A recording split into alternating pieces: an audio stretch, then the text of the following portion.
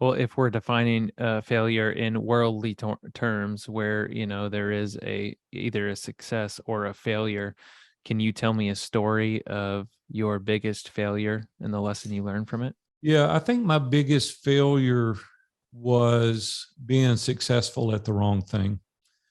And years ago, when I was a young man, probably I was in my 30s, maybe early 40s, I came home with a pocket full of money to a house full of strangers.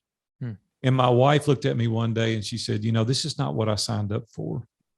She said, I'm taking Brooke and Holly to cheerleading practice and Girl Scouts and ball practice and activities at school. And they're not getting to know their dad like they should, because I was so focused on more accomplishment financially. And we were blessed. We had, some resources, but I kept moving the bar. And I'm not necessarily saying there's anything wrong with that, because I like to have nice things. We have a beautiful home and we have nice cars, and I like to take nice trips.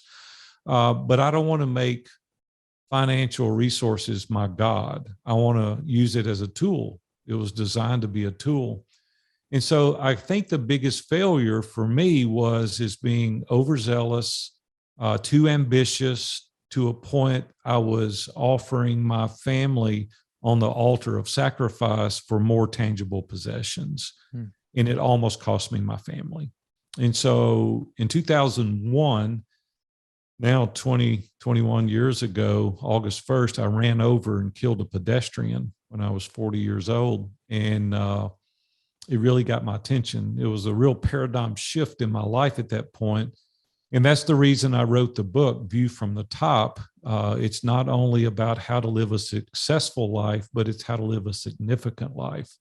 And so I'm teaching people today, go for it. I want you to go for it. I want you to make money, but don't forget the significance part. And the significance part historically relates to other people. Success historically revolves around yourself. Significance historically revolves around others.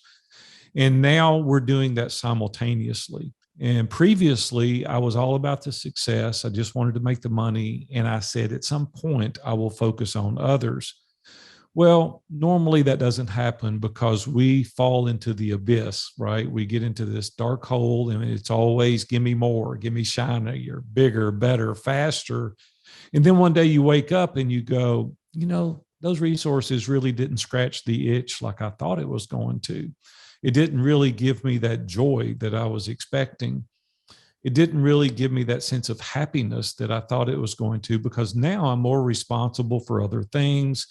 I have this fear that someone else is going to get it or I'm going to lose it. And I think that we've got to learn to manage those feelings. And for me, to answer your question kind of in a long roundabout way, my biggest failure was being successful at the wrong thing.